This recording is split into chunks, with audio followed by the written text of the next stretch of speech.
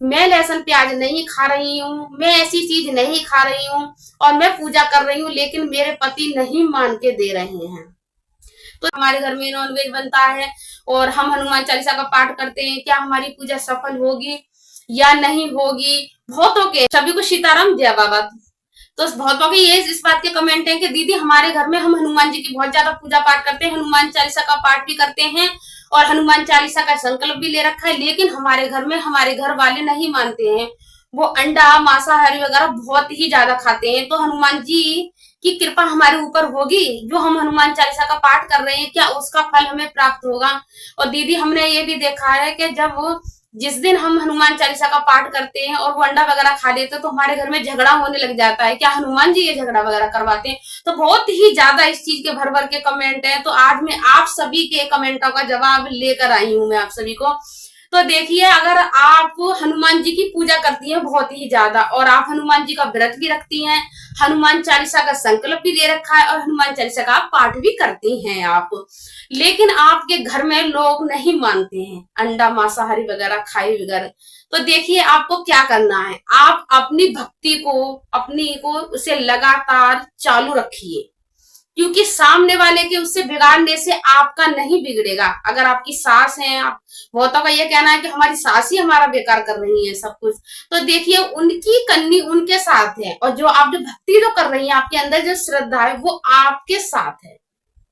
तो इससे हनुमान जी आपको नुकसान नहीं पहुंचाएंगे, नुकसान उसको पहुंचाएंगे जो जानबूझकर आपकी इस पूजा पाठ का मजाक बना रहा है, आपकी इस पूजा पाठ को खराब कर रहा है। अब बात करते हैं कि हम अपने हाथों से ही लहसुन प्याज बनाते हैं, लेकिन अगर हम नहीं बनाए तो हमारे घर में झगड़ा होने लग जाता है। दीदी तो मैं कैसे करूं? मैं लहसुन प्याज नहीं खा रही हूँ, मैं ऐसी चीज नहीं खा रही हूँ और मैं पूजा कर रही हूँ, लेकिन मेरे पति नहीं मान के दे रहे हैं। तो देखिए, वो खा रहे हैं तो उन्हें खाने दीजिए, क्योंकि उनकी वजह से तुम अपनी भक्ति का गला तो नहीं घोट सकते, कोई भी नहीं कर सकता। क्योंकि भक्ति एक ऐसी होती है जो अंदर से होती है, एक ऐसा होता है जो दिखावा होता है। तो दिखावे को हम कभी भी बदल सकते हैं। दिखावा बोलते हैं कि आज हमने इस भगवान के आगे हाथ जोड़ लिया, आज कर लिया हमने राम राम राम भजन, कल कर लिया हमने देवी देवी देवी भजन। किसी से हम मिलने के लिए जाते हैं तो दूसरा इंसान कहता है अरे हम खाटू श्याम को मानते हैं, तो हमने भी कह दिया हाँ जी हम भी खाटू श्याम को ही मानते हैं। तो ये भक्ति नहीं, भक्ति है सिर्फ आप एक को मानते हो। जब एक को मानते हो ना तो उसके खिलाफ और भी खड़े हो जाते हैं, तो हम उसका गला नहीं घोट सकते। तो इसे भक्ति कहते हैं। आपके पति नहीं मानते हैं तो आप अपनी लगातार हनुमान चालीसा का पाठ चालू रखिए, आपका फल वो आपको मिलेगा, आपकी पूजा का आपके पति को नहीं मिलेगा। और रही झगड़े की बात के, जब हनुमान चालीसा का पाठ करते हैं तो हमारे घर में झगड़े होने लग जाते हैं जोर जोर से। तो इसके ऊपर मैंने पहले भी वीडियो बना रखा है कि जिस घर में हनुमान जी की पूजा नहीं होती है और उसमें ऐसी वैसी चीज खाई जाती है और उस घर का ही सदस्य कोई हनुमान जी की पूजा करने लग जाता है और वो हनुमान चालीसा का हर रोज सुबह शाम पाठ करने लग जाता है, तो उस घर में अचानक से ही कुछ बदलावे आने लग जाते हैं। और शुरू में बदलावे इस चीज के ही आएंगे कि कभी झगड़ा हो रहा है, कभी कुछ काम बिगड़ रहा है, ऐसा ही होने लगेगा। क्यों? क्योंकि आपके घर में जो गलत नेगेटिव जो शक्ति है ना वो बिचड़ने लगती है, उन्हें एक बेचैनी सी होने लगती है। जो गलत जो शक्ति होगी ना उसे हनुमान जी की पूजा से बेचैनी होने लग जाती है, तो उस घर में इसलिए होता है। तो वो ज्यादा दिन नहीं होने का, सिर्फ थोड़े बहुत दिन होगा। अगर आप लगातार हनुमान चालीसा या सुंदर कांड का जिसका भी आप पाठ करते हैं लगातार पाठ अपना चालू रखेंगे, अपनी भक्ति चालू रखेंगे, थोड़े बहुत दिन में सब कुछ शांत होने लगेगा और जो गलत नेगेटिव शक्ति है वो आपके घर से निकल के चली जाएगी। क्योंकि जहां संकट मोचन हनुमान जी का पहरा होता है वहां पर दूर दूर तक इन चीज नहीं आती है बिल्कुल भी। तो आप इस भ्रम को बिल्कुल निकाल दीजिए। आप नहीं खाती हैं हनुमान, मतलब आप ऐसी चीजों को नहीं खाती हैं और हनुमान जी की आप पूजा करती हैं तो आपकी पूजा स्वीकार होगी, क्योंकि आपकी अंतर आत्मा ईश्वर से मिली हुई है और जो सामने वाला जो व्यक्ति है उसकी कन्नी उसके साथ है। तो आप अपने घर में अपने हाथों से बना सकती है, नहीं तो नहीं बनाओगी तो आपके घर में झगड़े होने लगेंगे। तो आप भगवान ये नहीं कहता है कि तुम मेरी वजह से अपने घर में झगड़ा करो, लेकिन तुम अपने धर्म पर वहीं की वहीं टिके रहो। तो आप हनुमान चालीसा का पाठ लगातार चालू रखिए और अपना संकल्प भी लीजिए। उनके लिए नहीं, सभी के लिए कह रही हूं मैं, जो जिसके घर में, बहुतों के घर में ऐसा होता है कि उनका, बहुतों का यही कहना है कि दीदी हम क्या करें, हमारे घर में नॉनवेज बनता है और हम हनुमान चालीसा का पाठ करते हैं, क्या हमारी पूजा सफल होगी या नहीं होगी, बहुतों के हैं। तो देखिए, इस बात से आप बिल्कुल भ्रम निकाल दीजिए, आपकी पूजा जरूर सफल होगी। लेकिन फिर भी मैं कहना चाहती हूँ आपके परिवार वालों के लिए, सभी के लिए कहना चाहती हूँ, अगर आप ये चाहते हैं कि आपकी जिंदगी अच्छी हो, आपके घर में सुख शांति बनी रहे, आपके घर में कोई हारी बीमारी आपके घर में नहीं आए, तो भगवान के लिए इतना तो कर सकते हैं ना, इन चीजों को त्याग कर दीजिए, लहसुन प्याज का त्याग कर दीजिए, क्योंकि हमारे संकट मोचन हनुमान जी इन चीजों से बहुत ही ज्यादा दूर रहते हैं। तो बिल्कुल भी इस बात से बेफिक्र रहिए, आप अपनी भक्ति में लगातार करते रहिए। जो लहसुन प्याज खा रहा है उसे खाने दीजिए, लेकिन आप मत खाइए, आप अपना अलग खाना बना लीजिए। और बस हो सके तो इतना ध्यान रखिए कि देखिए, आप लहसुन प्याज का तो अपने हाथों से बना सकते हैं, लेकिन अगर आप हनुमान जी की पूजा करती हैं तो अपने हाथों से अंडे वगैरह इन चीजों को बिल्कुल नहीं छूना। इस चीज का जरूर ध्यान रखना, क्योंकि इन हाथों से ही आप बाबा की सेवा करेंगे, इन हाथों से ही आप हनुमान चालीसा की किताब भी पढ़ेंगे, और इन्हीं हाथों से अगर आप वो चीज बनाएंगे तो कहीं ना कहीं आपकी पूजा पर फर्क जरूर ही पड़ेगा।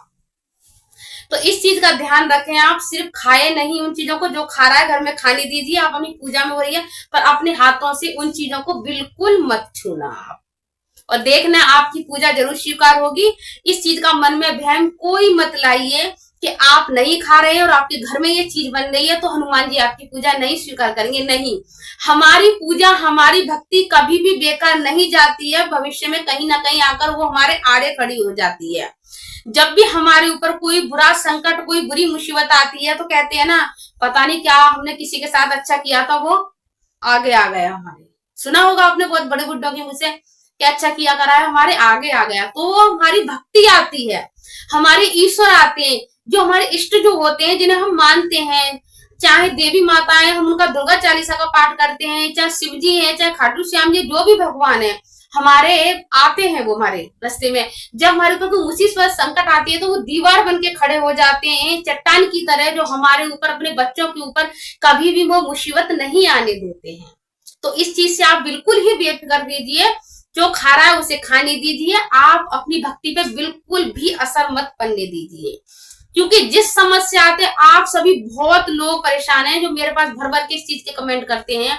मैं इस समस्या से निकल चुकी हूँ, मेरे ऊपर भी ये गुजर चुकी है कि एक टाइम ये था कि मैं लहसुन प्याज नहीं खाती थी, तो लोग ये कहते थे कि हमारे घर में तो लहसुन प्याज बनेगी, तुझे रहना है तो रह और नहीं तो वरना जा, हम अपनी चौखट को पार करके बालाजी नहीं जाएंगे, तुझे रहना है तो रह और नहीं तो यहाँ से जा। तो ये सब कुछ मेरे साथ हो चुका है। तो आप ये समझिए कि आपकी बाबा परीक्षा ले रहे हैं और आपको इस परीक्षा पे आपको सफल होना ही होना है। तो आप हनुमान जी की इस पूजा पाठ में आप लगे रहिए आप। और देखिए, बहुतों की इस बात के कमेंट आते हैं कि दीदी आप हमारे कमेंट नहीं पढ़ती हैं, हम पागल हैं, अपना टाइम बर्बाद कर कर आपके पास कमेंट करते हैं। तो मैं आपको हर एक वीडियो में इस वाली बात को कहती हूँ, मैं सभी के कमेंट पढ़ती हूँ, सबके पढ़ती हूँ मैं कमेंट।